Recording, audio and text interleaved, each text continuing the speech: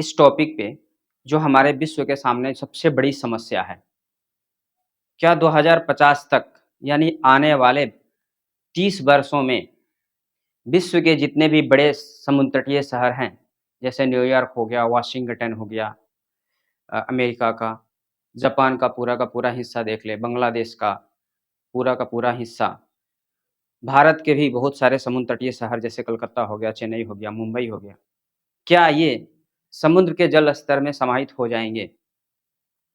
इसके अलावा और भी विश्व के सभी देश, जितने भी देश जो समुद्र तटों के किनारे उपस्थित हैं, वो सारे ही देश अगर इस तरह से ग्लोबल वार्मिंग की समस्या अगर खत्म नहीं की गई, ग्लोबल वार्मिंग अगर ऐसे ही बढ़ता रहा, तो आने वाले ये बात सही है कि आने वाले कुछ वर्षों में 2050 तक, अगर 2050 नहीं हुआ तो 2060-70 यानी ये ऐसे ही अगर ग्लोबल वार्मिंग बढ़ता रहा, तो आने वाले समय में ये बात सही है कि ये विश्व के सभी समुद्र तटीय देश समुद्र के जल स्तर में समाहित हो जाएँगे। तो चलिए आज के इस वीडियो में हम लोग जानते हैं कि ये क्या रीज़न है, आखिर क्यों ये सारे के सारे जो विश्व के सभी देश हैं, जो समुद्र तटीय देश हैं, वो क्यों जल में समाहित हो जाएँगे और क्यों समुद्र का जल स्तर बढ़ेगा? इस टॉपिक को जानने से पहले ये जो जितने भी प्रभाव हैं, जो समुद्र का जल स्तर का बढ़ना, वो समुद्र का जल स्तर वो अंटार्कटिका और दो पृथ्वी के दोनों ध्रुवों पे जमे बर्फ के पिघलने की वजह से ये समुद्र का स्तर ऊँचा होते जाता है। और ये बर्फ पिघलती क्यों है? जब अर्थ के ऊपर एक लाइफ एक्सिस्ट हुआ, अर्थ अपने नॉर्मल टेम्परेचर में आई, तब से ये अर्थ का औसत तापमान बरकरार था। लेकिन विगत कुछ वर्षों में ये औसत तापमान जो है बढ़ता जा रहा है। इसका रीज़न ये है कि इस अर्थ के ऊपर कुछ न कुछ हो रहा है जो चेंजेस ला रहा है। यानी ये अर्थ का जो टेम्परेचर है, पृथ्वी के ऊपर जो तापमान का बढ़ना, जलवायु का जो परिवर्तन है, ये कहीं न कहीं ग्लोबल वार्मिंग की वजह से होता है। ग्लोबल वार्मिंग क्या होता है? ग्लोबल का मतलब होता है कि पूरी अर्थ का टेम्परेचर बढ़ना। ये किसी खास जगह का नहीं बढ़ रहा है, हमारे इंडिया का, राजस्थान की बात नहीं कर रहे हैं, हम बिहार की बात नहीं कर रहे हैं, हम अमेरिका की सिर्फ़ बात नहीं कर रहे हैं, हम किसी भी कंट्री की स्पेसिफ़िक बात नहीं कर रहे हैं। हम बात कर रहे हैं पूरे ग्लोब की, पूरे अर्थ की। जी, पूरे ग्लोब का जो जो टेम्परेचर है, पूरे अर्थ का टेम्परेचर जो एवरेज टेम्परेचर है, वो बढ़ रहा है। और जब सामान्य से अर्थ का टेम्परेचर जो औसत से, सामान्य से, नॉर्मल से जब हाई हो जाता है, ज़्यादा बढ़ जाता है, तो उसी स्थिति को हम लोग ग्लोबल वार्मिंग कहते हैं। ग्लोबल वार्मिंग को समझने से पहले हम लोग जो है इसे समझते हैं। जैसे कि आप यहाँ पर जो है, आप देख रहे हैं, ये एक काँच का घर है। ये काँच के घर कुछ खास तरह के फलों को किसी ऐसे देशों में जो ठंडे देश होते हैं, उन देशों में लगाने के लिए इस तरह के ग्लास हाउस का इस्तेमाल किया जाता है। एक्चुअली ये ग्लास हाउस जो होता है, वो सूर्य से आने वाली किरणों को पास तो होने देता है, बिकॉज़ शीशा से सूरज की किरणें जो है पास हो जाती है। तो सनरेज़ को ये आने देता है, लेकिन जब ये सनरेज़ आकर के इस ग्लास हाउस के नीचे सरफेस पे पड़ती हैं, तो ये सरफेस हीट होता है और नीचे इसका जो है सतह हीट होने की वजह से यहाँ से एनर्जी का जो है हीट एनर्जी डिस्चार्ज होती है जो है, और फिर ये हीट एनर्जी जो है ऊपर आती है। तो ये ग्लास का जो लेयर है, ये जो ग्लास काँच का जो घर बना हुआ है, ऊपर से जो ग्लास के शीट लगे हुए हैं, चारों तरफ से जो ग्लास के शीट लगे हुए हैं, वो इस टेम्परेचर को बाहर नहीं निकलने देते हैं। इस तरह से फिर सनरेज़ आती है और टेम्परेचर बाहर नहीं निकल पाता है। सनरेज़ तो आती है, लेकिन एनर्जी ट्रैप होते जाती है। लगातार सनरेज़ जा रही है, हीट जो है वहाँ पर हीट का फ़ॉर्मेशन हो रहा है, हीट एनर्जी फ़ॉर्म हो रही है, वहाँ पर हीट उत्पन्न हो रहा है और उत्पन्न होने के बाद से क्या हो रहा है कि वो हीट बाहर नहीं निकल पा रहा है। इस तरह से लगातार जो है सनरेज़ के आने की वजह से हीट जनरेट होते हैं और हीट जनरेट होने के बाद से वो हीट बाहर नहीं निकलते हैं और ये हीट जो है उसी में घिर के रह जाता है, ट्रैप होकर के रह जाता है। और एक समय ऐसा आता है कि इस ग्लास हाउस के अंदर का जो टेम्परेचर है, वो इतना बढ़ जाता है जितना कि किसी गर्म मुल्क में होता है। और इस तरह से आसानी से ठंडे मुल्क में, बहुत ठंडे मुल्क में भी, जहाँ पर बहुत ज़्यादा ठंड पड़ती है, वहाँ भी वैसे गर्म मुल्क के पौधों को लगाया जा सकता है। गर्म मुल्क के छोटे-छोटे पौधे और फलों को लगाया जा सकता है ऐसे ग्लास हाउस का इस्तेमाल करके। ये ग्लास हाउस हमने समझाने के लिए एक छोटा-सा ग्लास हाउस का इस्तेमाल किया था आप लोगों के लिए। ऐसे बड़े-बड़े जो है, बहुत बड़े-बड़े, बड़े पैमाने पे बड़े-बड़े जो है हाउस बनाए जाते हैं, उसके ऊपर ग्लास के बदले में एक पतली प्लास्टिक का इस्तेमाल किया जाता है और सनरेज़ को आने देते हैं, फिर ये हीट बढ़ती जाती है ऐसे ही और वहाँ बहुत अधिक मात्रा में सब्ज़ी वगैरह की खेती की जाती है। वैसी जगहों में जहाँ पर ठंड बहुत ज़्यादा पड़ती है और वो गर्म मुल्क में उगने वाले पौधे को वहाँ पर उगाया जाता है या फलों के फूलों की खेती की जाती है। तो ये जो आपने देखा, ये एक्चुअली ग्लास हाउस है। ये क्या करता है, ये सन रेज़ को आने तो देता है लेकिन हीट को ट्रैप करते जाता है और इस तरह से सन रेज़ आती है, हीट जनरेट होता है, हीट जनरेट हो करके ट्रैप हो करके हीट जो है बढ़ते जाता है और हीट बहुत ज़्यादा बढ़ जाता है। हमारे अर्थ के ऊपर भी कुछ इसी तरह के कंडीशंस होते हैं क्योंकि हमारे अर्थ के ऊपर बहुत सारे गैसेज़ हैं। जैसे कार्बन डाइऑक्साइड है, मीथेन है, बादल है, डस्ट पार्टिकल्स है और से भी बहुत सारी गैसें हैं। हमारे अर्थ के चारों तरफ एक जो है गैसों का लेयर है जिसे हम लोग एटमॉस्फेयर कहते हैं। इस एटमॉस्फेयर में carbon dioxide, carbon monoxide, methane, water vapour, उसके बाद से डस्ट पार्टिकल्स भी मौजूद हैं। तो ये सारी गैसें होती हैं, इन्हें हम ग्रीन हाउस गैसेस कहते हैं। ये गैसें जो होती हैं, ये बिल्कुल उसी ग्लास हाउस के जैसे काम करती है, जैसे हमने अभी आपको बताया ग्लास हाउस में। ग्लास हाउस का जो ग्लास जिस तरह से काम करता है, जो शीशा जिस तरह से काम करता है, ये ग्रीन हाउस गैसें बिल्कुल वैसे ही करती है। ये ग्रीन हाउस गैसें सन से आने वाली एनर्जी को अर्थ सरफेस तक तो आने तो देती हैं, उन्हें नहीं रोकती, लेकिन जैसे ही अर्थ जो है, अर्थ सरफेस पे ये सनरेज़ आती है और सनरेज़ की आने की वजह से हीट जनरेट होता है और वह हीट जो है अर्थ सरफेस से जब ऊपर जाता है, तो ये जो लेयर होती हैं, ये गैसें होती हैं, वो उस हीट को बाहर नहीं जाने देती हैं और इस तरह से हीट ट्रैप होते जाता है।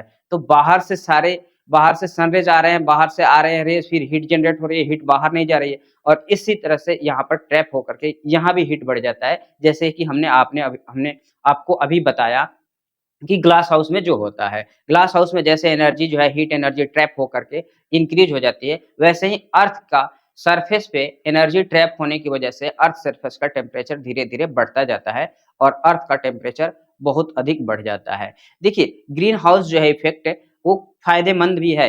ग्रीन हाउस इफ़ेक्ट अगर नहीं होता, ये ज़रूरी भी है। क्यों? क्योंकि अगर ग्रीन हाउस इफ़ेक्ट नहीं होता तो आपको मालूम होना चाहिए कि हमारी धरती जो है वो इतनी ठंडी होती कि शायद यहाँ पर जीवन ही नहीं होता। अगर डे टाइम की बात अगर ना करें तो डे टाइम में मान लीजिए कि सन रहते हैं, जब तक सन है उस समय हीट होती। हालाँकि ये हीट जो है, जो सन से आने वाली जो हीट एनर्जी है, जो रेज़ के फॉर्म में आती है और जो अर्थ जो है रेडिएट करती है हीट को, ये हीट ऊपर निकल कर के सीधे एटमॉस्फेयर में चला जाता, यूनिवर्स में चला जाता और ये हीट ट्रैप नहीं होने की वजह से अर्थ का सरफेस का जो टेम्परेचर है, वो हमेशा लो होता। रात के समय में तो मत पूछिए, माइनस में टेम्परेचर चला जाता और अर्थ की टेम्परेचर इतनी कम होती कि शायद यहाँ पर जीवन नहीं होता। तो कहीं न कहीं ये ग्रीन हाउस इफ़ेक्ट अच्छी चीज़ है, लेकिन कब? जब ये नॉर्मल हो। लेकिन ये तो सब कुछ नॉर्मल था, प्राकृतिक रूप से देखा जाए तो ये सारी चीज़ें नॉर्मल थी। 80s के दशक तक देखा जाए, 18वीं सदी तक ये जितने भी पृथ्वी के ऊपर जो ये ग्रीन हाउस गैसें हैं, जैसे मीथेन है, कार्बन डाइऑक्साइड है, उसके अलावा डस्ट पार्टिकल्स है, क्लाउड्स हैं, ये सारी जो गैसें थी, वो नॉर्मल थी और इस तरह से यहाँ ग्रीन हाउस इफ़ेक्ट जो था, एक नॉर्मल ग्रीन हाउस इफ़ेक्ट हुआ करता था। लेकिन 80s के बाद से जब इंडस्ट्रियलाइज़ेशन हुआ, औद्योगीकरण हुआ, बहुत सारे उद्योग-धंधे बनाए गए, फ़ॉसिल फ्यूल्स का ज़्यादा से ज़्यादा इस्तेमाल किया गया, कोयला, पेट्रोलियम का इस्तेमाल कर कर के बड़े-बड़े इंडस्ट्री बनाए गए, वस्तुओं का उत्पादन होने लगा और इस तरह से जाकर के इतनी ज़्यादा कोयला और पेट्रोलियम जलाने के बाद से जो उनसे निकलने वाला कार्बन डाइऑक्साइड जो था, वो अर्थ के एटमॉस्फेयर में जो है कार्बन डाइऑक्साइड की मात्रा यानी ग्रीन हाउस गैसों की मात्रा बढ़ा दिया। जैसे ही ग्रीन हाउस गैसों की मात्रा बढ़ी, तो ग्रीन हाउस इफ़ेक्ट का इंटेंसिटी बढ़ गई। यानी अब ग्रीन हाउस इफ़ेक्ट जो है, पहले से ज़्यादा होने लगा है और यही रीज़न है कि हमारी पूरी धरती का जो टेम्परेचर जो नॉर्मल टेम्परेचर हुआ करता था, आज हमारी धरती का टेम्परेचर इंक्रीज़ होते जा रहा है। इनकी धरती के टेम्परेचर को इंक्रीज़ होने की वजह से बहुत सारी दिक्कतें हमारे जो है पूरे विश्व के सामने एक बहुत बड़ी समस्या आके खड़ी हो गई है। जनरली लोगों को लगता है कि ग्लोबल वार्मिंग का मतलब होता है सिर्फ़ धरती के टेम्परेचर का बढ़ना। नहीं, सिर्फ़ अर्थ के सरफेस का टेम्परेचर का बढ़ना ही ग्लोबल वार्मिंग नहीं है। ग्लोबल वार्मिंग हम लोग समझ रहे हैं कि सिर्फ़ ग्लोबल वार्मिंग से इतना ही कुछ होता है। नहीं, ये तो कुछ नहीं है। ग्लोबल वार्मिंग का इम्पैक्ट अर्थ के ऊपर बहुत ज़्यादा, बहुत गहरा, बहुत बुरा पड़ता है। इसी की वजह से पूरे विश्व के सामने ये सबसे बड़ी समस्या है। क्योंकि ग्लोबल वार्मिंग की वजह से एक तो टेम्परेचर इंक्रीज़ होता है। टेम्परेचर बढ़ने की वजह से फसल भी अच्छा नहीं लग पाते हैं और बहुत सारी दिक्कतें आती हैं ग्लोबल वार्मिंग की वजह से। जो है ध्रुवों पे जमे हुए जो बर्फ है वो पिघलने लगते हैं और अब जब वो पिघल करके समुद्र में आते हैं तो समुद्र जल का स्तर बढ़ने लगता है। जी हाँ, इसी की वजह से हमने बोला था कि सारे के सारे जो है जितने भी तटीय देश हैं, जितने भी समुद्र तटीय शहर हैं, वो सब डूब जाएँगे। अंटार्कटिका पे जमा बर्फ जो है गर्मी की वजह से बर्फ का जो टुकड़े हैं वो पिघलते जा रहे हैं और पिघलने की वजह से एक तो यहाँ के समुद्र का जल स्तर बढ़ता है, तो किनारे के सारी चीज़ें डूब जाती है। दूसरा कि अंटार्कटिका में रहने वाले जीव जैसे पोलर बियर हैं, पेंगुइन है, वॉलरस है, सील है, इन सारे के जीवन पे भी बहुत बड़ा बुरा प्रभाव पड़ता है। सोच करके देखिए कि अगर ये आइस ही ना हो, ये जितने भी अंटार्कटिका पे जमे आइस ना होंगे, तो इन बेचारे मासूम जीवों का क्या होगा? ये क्योंकि ये तो कहीं और रह नहीं सकते, इनकी सर्वाइवल के लिए यही है। उसके बाद से ग्लोबल वार्मिंग की वजह से आज हम लोग बहुत ज़्यादा परेशानियों का सामना कर रहे हैं। कृषि को लेकर के, खेती को लेकर के, खेती जो है हम अच्छा से नहीं कर पा रहे हैं, फसल अच्छा से नहीं हो पाता है। क्यों? क्योंकि मौसम में बदलाव आने लगा है। ग्लोबल वार्मिंग की वजह से क्लाइमेट में चेंज होने लगा है। मौसम का कोई जो है ठिकाना नहीं रहता है कि कब क्या होगा। बारिश के समय कभी बारिश नहीं होती है, जब बारिश की ज़रूरत नहीं होती है तो बारिश हो जाती है। यानी मौसम में जो परिवर्तन हम देख रहे हैं, वो कहीं न कहीं ग्लोबल वार्मिंग की वजह से ही हो रही है। तो हम जो है अगर कोई ये सोचता है कि ग्लोबल वार्मिंग की वजह से सिर्फ़ अर्थ का टेम्परेचर बढ़ता है, तो ये उसका मानना गलत है। तो हम बात कर रहे थे कि ग्लोबल वार्मिंग का अगर हम लोग मतलब समझ रहे हैं कि सिर्फ़ अर्थ का टेम्परेचर बढ़ना, ये सारी चीज़ें ही नहीं होती है। फ्लड आने की भी जो है समस्या, ये फ्लड कहीं पर आ जाते हैं, कहीं बारिश नहीं होती, कहीं अच्छी बारिश नहीं होती है, कहीं बहुत ज़्यादा बारिश हो जाती है। आप देख रहे हैं आए दिन जो है बड़े-बड़े शहरों में जो है बारिश होने की वजह से बहुत सारी परेशानियाँ हो रही है, फ्लड्स आ जा रहे हैं। इसकी वजह से सूखा की समस्या उत्पन्न हो जाती है। समुद्र का जल स्तर ऊपर बढ़ता है, हमने अभी चर्चा किया। जंगलों में आग लगने की प्रक्रिया जो है आजकल आप देख रहे हैं कि हाल के कुछ वर्षों से अगर विगत 10-20 वर्षों से बात करी जाए, तो बहुत अधिक मात्रा में बुश फायर की घटनाएँ हमें सामने आ रही है। बहुत सारे जंगलों में आग लग रहे हैं। ग्लोबल वार्मिंग के चलते हाल के कुछ वर्षों से विगत 10-20 वर्षों में बहुत ज़्यादा ये जंगल जो बुश फायर की जो घटनाएँ देखी गई, यानी जंगल में आग लगने की जो घटनाएँ हैं, वो काफ़ी तेज़ी से बढ़ी हुई है। 2020 में ही भारत के उत्तराखंड में बुश फायर हुआ था, जिसमें बहुत जो है अधिक मात्रा में जंगल जल करके नष्ट हो गए थे। फिर 2021 के सिमलीपाल में भी जो है भारत के सिमलीपाल में भी भयंकर आग लगी हुई थी। ऑस्ट्रेलिया का आग के बारे में आपने तो सुना ही था। ऑस्ट्रेलिया के जंगलों में जो आग लगी, उसमें 24 मिलियन हेक्टेयर जो है भूमि पर जो है उपस्थित पूरा वन जल करके राख हो गया था। कई महीने लग गए उसे बुझाने में। इस ऑस्ट्रेलिया में लगे आग की वजह से 60,000 कोआला एक तरह के जीव होते हैं, जो है जो आप यहाँ देख सकते हैं। ये जो है ऑस्ट्रेलिया में आग लगने की वजह से ऑस्ट्रेलिया के जंगल में आग लगने की वजह से ये 60,000 की संख्या में ये जो है कोआला जीव जल करके मर गए थे। ये सारी की सारी ज़िम्मेवारियाँ हमारी है, हम लोगों की वजह से ही ये ग्लोबल वार्मिंग हो रही है। इसके अलावा अगर हम बात करें तो इंडोनेशिया में 1997 में 2 बार बुश फायर हुआ था, 2005 में, 2006 में, 2009, 2010, 2013, 2015, 2016 और 2019 में। इतने सारे जो है आप देख सकते हैं कि दो 1997 में 2 बार हुआ, 2005 में जो है हुआ, फिर 2006 में होता है, फिर 2009 में जो है बुश फायर की घटना घटती है। 2010, 2013, 2015 और 2016 में भी जो है बुश फायर की घटना वहाँ पर देखी जाती है। इसके अलावा इसके अलावा अगर बात करें तो France, Germany, Israel, Syria, south Korea, ये विश्व के सारे देश जब लगभग जितने देश हैं, सारी देशों में बुश फायर की घटनाएँ बहुत तेज़ी से बढ़ रही है और अगर ये ग्लोबल वार्मिंग को रोका नहीं गया, तो आने वाले समय में ये बुश फायर की जो परेशानियाँ हैं, समस्याएँ हैं, वो और बढ़ने वाली हैं। अब हम बात कर लेते हैं कि ग्लोबल वार्मिंग जो है, उसके कॉजेज़ के बारे में और इफ़ेक्ट के बारे में बात करेंगे। हम लोग थोड़ी-सी इसके कॉजेज़ के बारे में जान लेते हैं कि किन वजह से ये ग्लोबल वार्मिंग हो रहा है। एक्चुअली ये ग्लोबल वार्मिंग की जो समस्या है, वो किस वजह से हो रही है? क्या रीज़न है ये ग्लोबल वार्मिंग के होने का? तो जैसे कि हमने अभी आप लोगों को बताया कि ग्लोबल वार्मिंग की जो समस्या है, वो ग्रीन हाउस गैसों की बढ़ने की वजह से हो रही है। तो ग्रीन हाउस गैसें यानी कार्बन डाइऑक्साइड हो गया, मीथेन हो गया, उसके अलावा डस्ट पार्टिकल्स और क्लाउड्स तो हमेशा रहते ही हैं। तो ये ग्रीन हाउस की जो समस्याएँ हैं, वो कहीं न कहीं कार्बन के बढ़ने की वजह से ही हो रही है। मेनली अगर देखा जाए तो ग्रीन हाउस गैसों में सबसे ज़्यादा ज़िम्मेवार कार्बन डाइऑक्साइड होता है और कार्बन डाइऑक्साइड की तो मत पूछिए। हम जो है पूरे विश्व भर के लोग, हम मानव हर चीज़ जो है जो भी हम इस्तेमाल कर रहे हैं, चाहे इंडस्ट्री हो, चाहे वो इलेक्ट्रिसिटी हो, सबके लिए हम कहीं न कहीं जो है कार्बन डाइऑक्साइड ही उत्पन्न कर रहे हैं। कहीं न कहीं इंडस्ट्री में हम अगर कोयला को जला रहे हैं, तो वो कार्बन डाइऑक्साइड निकल रहा है, पेट्रोलियम, डीज़ल इन सब के जलाने से जो गैसें निकलती है, वो कार्बन डाइऑक्साइड अत्यधिक मात्रा में होती है। तो इस ग्लोबल वार्मिंग की जो रीज़न की बात करें, तो ग्लोबल वार्मिंग जो है जनरेटिंग पावर जैसे मान लीजिए इलेक्ट्रिसिटी को जनरेट किया जा रहा है, लाखों टन, हज़ारों टन कोयले जलाने पड़ते हैं, फिर जाकर के इलेक्ट्रिसिटी जनरेट होती है। इलेक्ट्रिसिटी से तो हम लोग बहुत डेवलप कर लिए, बहुत कुछ किए, हमारे घर में fridge, AC, cooler, mobile, laptop सबका इस्तेमाल करते हैं हम लोग इलेक्ट्रिसिटी से। अच्छा लगता है हम लोगों को इस यूज़ करते समय और इलेक्ट्रिसिटी थोड़ी देर कट जाती है, तो हम बेचैन भी हो जाते हैं।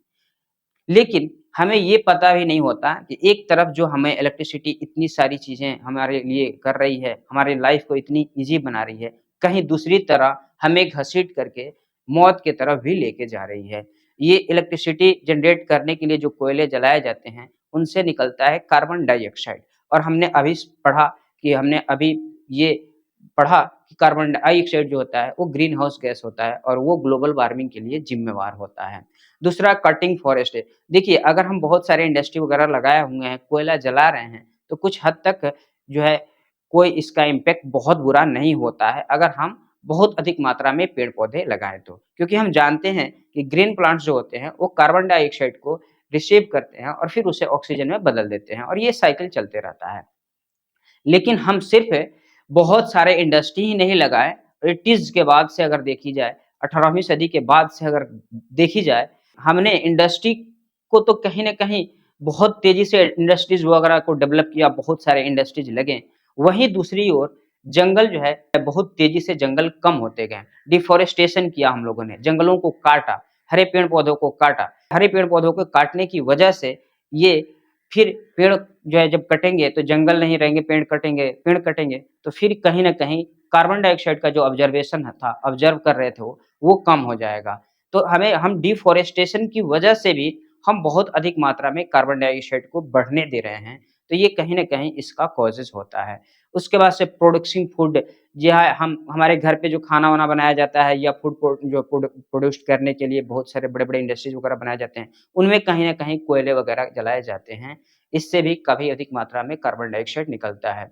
जो है जितनी भी तरह के हम वस्तुओं का इस्तेमाल करते हैं, जूता, चप्पल, कपड़ा वगैरह, पेन, पेंसिल, ये सारी चीज़ें जितनी भी हमारे डेली लाइफ़ की यूज़ की ब वस्तुएँ होती हैं, वो सारी वस्तुएँ कहीं न कहीं छोटे या बड़े इंडस्ट्री में बनती है। या कि हमारा घर जो है बनाने के लिए हम घर घर बनाने के लिए जो ईंट का इस्तेमाल करते हैं, वो कहीं न कहीं चिमनी में बनाई जाती है और चिमनी में बहुत अधिक मात्रा में कोयले को जलाया जाता है। फिर उस कोयले से कार्बन डाइऑक्साइड निकलता है और वही कार्बन डाइऑक्साइड जो होता है, वो ग्लोबल वार्मिंग को कॉज़ करता है। अगर हम देखें तो ट्रांसपोर्टेशन में आज तो शौक ही हो गया है ना, सबको जो है सब लोगों को गाड़ी रखने का शौक। आज 2 किलोमीटर भी दूर जाना हो तो कोई जो है साइकिल का इस्तेमाल नहीं करता, पैदल नहीं जाता। सारे लोगों को जो है बिल्कुल आलसी जो है टाइप के इंसान हो गया है। वो काम नहीं करना चाहता, मेहनत नहीं करना चाहता, वो बैठे-बैठे जो है विज़िट करना चाहता है। हम लोग शॉर्ट डिस्टेंस के लिए भी जो बाइक का इस्तेमाल करते हैं और 1-2 आदमी को अगर जाना होता है तो हम बाइक के जगह पे जो है कार का जो इस्तेमाल करते हैं। बहुत सारे आप शहरों में जाएँगे तो एक-एक पर्सनल एक-एक आदमी को ऑफ़िस जाना होता है तो अपनी कार लेकर के जाता है। सोच सकते हैं कि अगर 100 आदमी हैं, 100 कार लेके जा रहे हैं तो फ्यूल की भी बर्बादी हो रही है। और कहीं न कहीं इस फ्यूल से की बर्बादी की वजह से, फ्यूल जलने की वजह से कहीं न कहीं एटमॉस्फेयर में carbon dioxide, nitrous oxide, sulphur dioxide भी मिल रहे हैं, जो सिर्फ़ ग्रीन हाउस को ही बढ़ावा ना दे करके से जो है एसिड रेन को भी बढ़ावा दे रहे हैं। तो ऐसे कि अगर मान लीजिए 100 आदमी जा रहे हैं, 100 गाड़ियाँ कार लेकर के जा रहे हैं ऑफ़िस में, अगर वो पब्लिक ट्रांसपोर्ट का इस्तेमाल करें, 100 आदमी, 50 आदमी अगर एक बस में बैठ के जाते हैं, तो कहीं न कहीं फ्यूल भी बचेगा और जो है ये कार्बन डाइऑक्साइड का जो उत्सर्जन है, वो भी कहीं न कहीं कम होगा। तो ये सारी चीज़ें हम लोग अगर करें, तो इसे रोक सकते हैं, इसे कम कर सकते हैं। यानी ट्रांसपोर्टेशन में भी बहुत अधिक मात्रा में कार्बन डाइऑक्साइड निकलता है, जो कॉज़ करता है ग्रीन हाउस इफ़ेक्ट को। अब हम लोग जो है इसके बाद से हम लोगों ने तो कॉज़ समझ लिया कि कॉजेज़ क्या होता है, किस वजह से ग्लोबल वार्मिंग की समस्या बढ़ रही है, ग्लोबल वार्मिंग हो रहा है। अब हम लोग इसका इम्पैक्ट पढ़ लेते हैं या इसका इफ़ेक्ट पढ़ लेते हैं कि क्लाइमेट चेंज या ग्लोबल वार्मिंग की वजह से क्या-क्या इफ़ेक्ट पड़ने वाला है, क्या इफ़ेक्ट पड़ा है हमारे इस धरती पे, हमारी इस दुनिया पे और हमारे लाइफ़ पे, हम सबके लाइफ़ पे। ग्लोबल वार्मिंग की वजह से टेम्परेचर में जो बदलाव आ रहा है, कब मौसम कैसा होगा, कैसा नहीं होगा और एक-एक करके हमारी धरती का जो औसत तापमान है, वो बढ़ता जा रहा है। आप लोग देखते होंगे हर साल गर्मी में जो है रिकॉर्ड जो है टेम्परेचर बढ़ जाता है। हर साल जो है न्यूज़ में आप सुनते हैं कि इस साल जो है पिछले कई दशकों से या पिछले जो है जब से अर्थ है का निर्माण हुआ है या जब से मानव जो है इस धरती पे रह रहे हैं, तब से लेकर के अब तक का ये सबसे हाईएस्ट टेम्परेचर है। हर साल जो है अपना ही रिकॉर्ड ये टेम्परेचर अपना ही पीछे का रिकॉर्ड तोड़ करके एक नया रिकॉर्ड बना रहा है। तो ये कहीं न कहीं हम तो मान लीजिए बड़े जीव हैं या हम सर्वाइव कर लेते हैं, हमारे पास जो है रिसोर्सेज़ है, रिसोर्सेज़ का गलत इस्तेमाल एयर कंडीशनर का इस्तेमाल करके, कूलर का इस्तेमाल करके, फैन का इस्तेमाल करके, हम कहीं न कहीं तो सर्वाइव कर ले रहे हैं। लेकिन उन जीवों के बारे में सोचिए, जो एक लो टेम्परेचर पे रहने वाले जीव हैं और अगर अर्थ का टेम्परेचर बढ़ रहा है, तो फिर वो कैसे रहेंगे? उन्हें कौन एसी प्रोवाइड करेगा? उन्हें कौन कूलर और फैन लगा कर के देगा? सोच के देखिए कि क्या होता होगा। इसकी वजह से ग्लोबल वार्मिंग की वजह से वैसे जीव जो उस टेम्परेचर तक ही रह सकते थे, जो है वो धीरे-धीरे इस पूरी धरती से खत्म होने लगे। बहुत सारी स्पीशीज़ खत्म हो रही है, ये कहीं न कहीं पॉल्यूशन और ग्लोबल वार्मिंग की वजह से ही हो रही है। उसके बाद से फूड की क्राइसिस हो रही है। क्यों? क्योंकि ग्लोबल वार्मिंग की वजह से हमारे फसल अच्छा नहीं लगते हैं। कोई भी फसल हो, धान की हम लोग जब खेती करते हैं, बारिश अगर नहीं होती है, ये ग्लोबल वार्मिंग की वजह से जो है सारी चेंजेज़ हो गई है। तो उसकी वजह से जो है धान की अगर फसल अच्छी नहीं होती है, तो फिर पैदावार भी नहीं होता है। पैदावार नहीं होगा, अन्न का उत्पादन नहीं होगा, तो कहीं न कहीं फूड क्राइसिस होगा। ये तो फसलें नष्ट हो जाती है ग्लोबल वार्मिंग की वजह से, जिसकी वजह से फूड क्राइसिस भी होता है। उसके बाद से ग्लोबल वार्मिंग की वजह से बाढ़ की समस्याएँ भी बढ़ रही है। क्यों? क्योंकि एक तो बारिश होती है तो पानी आता ही है और ग्लोबल वार्मिंग की वजह से जितने भी आइस कवर्ड पीक हैं माउंटेन्स के, वो जो है कहीं न कहीं पिघल रहे हैं और अचानक से नदियों में आ जाने की वजह से बहुत सारे बाढ़ की समस्याएँ भी आ रही है। यह ग्लोबल वार्मिंग की वजह से कभी-कभी ऐसी समय में बहुत अधिक मात्रा में बारिश हो जाती है, क्योंकि हम बार-बार ये जो है बात बता रहे हैं कि ग्लोबल वार्मिंग की वजह से मौसम में बहुत सारे चेंजेज़ आए हुए हैं। ग्लोबल वार्मिंग की वजह से मौसम बिल्कुल बदल चुका है। जो है कब क्या होगा, बारिश कभी बहुत कम हो जाती है, तो किसी साल बहुत अधिक बारिश हो जाती है। जिस साल कम बारिश होती है, उस समय सूखा की समस्या आ जाती है। ये भी एक ग्लोबल वार्मिंग का इम्पैक्ट है इफ़ेक्ट है। तो सूखा की समस्या कि कभी-कभी ऐसा होता है कि बिल्कुल बारिश नहीं होती है, बिल्कुल बारिश नहीं होने की वजह से सूखा ही पड़ जाता है, तो कभी इतनी ज़्यादा बारिश हो जाती है कि फ्लड की समस्या आ जाती है। ग्लोबल वार्मिंग की वजह से हेल्थ पे भी बहुत ज़्यादा इश्यू पड़ा हुआ है, हेल्थ भी बहुत ज़्यादा जो है प्रभाव पड़ा हुआ है लोगों के। उसके बाद से ग्लोबल वार्मिंग की वजह से टेम्परेचर जो है बढ़ते जा रहा है, इसके बारे में हमने जो है बहुत बार इस वीडियो में बहुत बार चर्चा किया कि ग्लोबल वार्मिंग की वजह से अर्थ का टेम्परेचर बढ़ रहा है। ग्लोबल वार्मिंग की वजह से हेल्थ रिस्क भी बढ़ा हुआ है, यानी हेल्थ पे बहुत इम्पैक्ट पड़ता है ग्लोबल वार्मिंग की वजह से ये जो टेम्परेचर बढ़ते जा रहा है, वो कहीं न कहीं हम सारे जीव-जंतुओं को सिर्फ़ इंसानों को नहीं बल्कि हर एक जीव-जंतुओं को भी काफ़ी इफ़ेक्ट डाला हुआ है। हमने अभी पढ़ा कि ग्लोबल वार्मिंग की वजह से कुछ ऐसे भी जीव हैं जो इससे बढ़ते हुए टेम्परेचर को जो है सह नहीं पाते हैं और वो कहीं न कहीं विलुप्त होते जा रहे हैं। ग्लोबल वार्मिंग की वजह से टेम्परेचर के बढ़ने की वजह से समुद्र जल का स्तर बढ़ रहा है। वो कहीं न कहीं समुद्र तटीय जो इलाके हैं, उन्हें कहीं न कहीं तबाह कर रहा है और समुद्र तटीय इलाके में रह रहे जीव-जंतुओं को भी काफ़ी इम्पैक्ट डाल रहा है, काफ़ी प्रभाव पड़ रहा है। ग्लोबल वार्मिंग की वजह से गरीबी भी बढ़ते जा रही है। ग्लोबल वार्मिंग की वजह से समस्याएँ तो बढ़ ही रही है। लोग जो है गरीबी की समस्या भी बढ़ रही है। क्योंकि ग्लोबल वार्मिंग की वजह से वैसे जगह जो समुद्र तटीय इलाके हैं, कई आइलैंड छोटे-छोटे आइलैंड डूब जाते हैं। वहाँ रहने वाले लोग कहीं न कहीं दूसरी जगह डिस्प्लेस होना पड़ता है। ग्लोबल वार्मिंग की वजह से समुद्र का जो इकोसिस्टम है, वो कहीं न कहीं प्रभावित होता है। इसकी वजह से डिस्प्लेसमेंट की समस्या भी आई हुई है। हम आपको बताते चलें कि बांग्लादेश, अगर ये ग्लोबल वार्मिंग को रोका नहीं गया, ऐसे ही ग्लोबल वार्मिंग बढ़ती रही, तो आने वाले कुछ समय में सारे समुद्र तटीय शहर तो डूबेंगे ही, लेकिन इसका इम्पैक्ट भारत के ऊपर भी बहुत बुरा पड़ने वाला है। क्योंकि हमारे बगल में हमारा पड़ोसी देश बांग्लादेश है। जब वो बांग्लादेश से सब ग्लोबल वार्मिंग की वजह से इंक्रीज़ हो रहे समुद्र जल स्तर के अंदर अगर समाहित हो जाता है, तो वहाँ डिस्प्लेसमेंट की समस्या भी आएगी। वहाँ के सारे लोग बैठ के इंतज़ार तो नहीं करेंगे कि हम डूब जाएँ। जब वहाँ जो है जल स्तर ऊँचा होगा तो बांग्लादेश का पूरा हिस्सा धीरे-धीरे समुद्र के अंदर समाहित होने लगेगा और वहाँ रह रहे लोग अपने आप को समुद्र में समाहित तो होने नहीं देंगे, वो कहीं न कहीं डिस्प्लेस हो गएँगे। फिर वो डिस्प्लेस होकर के हमारे ही देश में शरण लेंगे, तो फिर हमारे यहाँ भी बहुत सारी समस्याएँ उत्पन्न होगी और वे बेचारे इस डिस्प्लेसमेंट की वजह से वो अपना सारा संपत्ति सब कुछ वहाँ छोड़ के चले जाएँगे, बेघर हो जाएँगे, बेज़मीन हो जाएँगे। फिर वो जहाँ जाएँगे, वो ज़बरदस्ती कहीं न कहीं गरीबी में ढकेल दिए जाएँगे। इस तरह से गरीबी की भी समस्या उत्पन्न होती है। देखिए, ग्लोबल वार्मिंग की समस्या जो है, वो आज से इस समस्या को अगर जस्टिफ़ाई करने की बात करी जाए, कि इस समस्या को समझना इंसान आज से ही नहीं, बहुत पहले से ही इस समस्या को समझ रहा है। इसके लिए इसको लेकर के, इसे कम करने को लेकर के बहुत सारे विश्व स्तर पे बहुत सारे सम्मेलन भी किए गए हैं। उन्हीं सारे सम्मेलन में से जो है क्योटो प्रोटोकॉल एक है। Kyoto protocol, Rio de Janeiro, ये जो है एजेंडा 21 बहुत तरह के जो है क्लाइमेट चेंज को लेकर के पृथ्वी सम्मेलन, क्लाइमेट चेंज को लेकर के विश्व स्तर पे बहुत सारे सम्मेलन किए गए हैं और सारे देश एक साथ बैठ कर के इस समस्या से जूझने के कोई न कोई उपाय बनाते हैं।